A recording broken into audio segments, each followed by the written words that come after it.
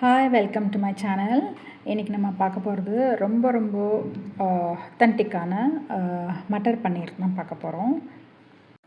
பட்டை, லவங்கம், ஏலக்காய் எல்லாம் போட்டு கடலில் போட்டு நல்லா இது பண்ணிக்கோங்க.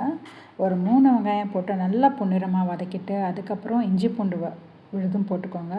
அது இஞ்சி பூண்டு கலர் மாறணும், அது வரைக்கும் வதக்கிட்டு, நான் 3 தக்காளி பேஸ்ட் பண்ணி எடுத்து வச்சுருக்கேங்க. அதையும் போட்டு நல்லா வதக்குங்க. ஓகேங்களா?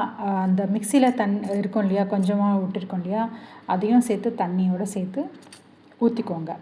ஓகேங்களா?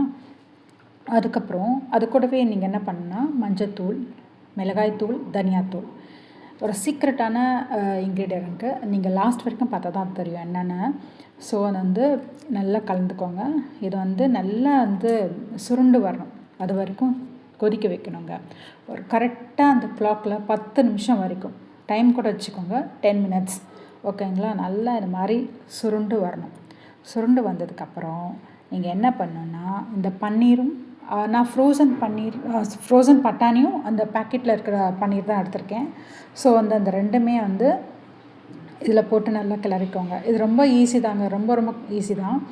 அதுக்கப்புறம் 75 ml க்ரீம்.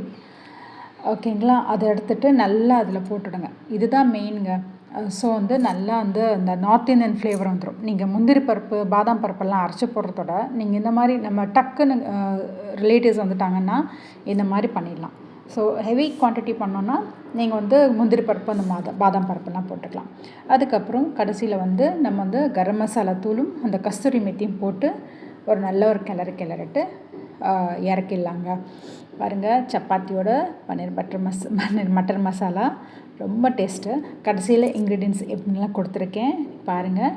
உங்களுக்கு இந்த சேனல் ரொம்ப பிடிச்சிருந்ததுன்னா ஷேர் பண்ணுங்கள், லைக் பண்ணுங்கள், சப்ஸ்கிரைப் பண்ணுங்கள். எல்லோரும் எனக்கு சப்போர்ட் பண்ணுங்கள். Thank you guys.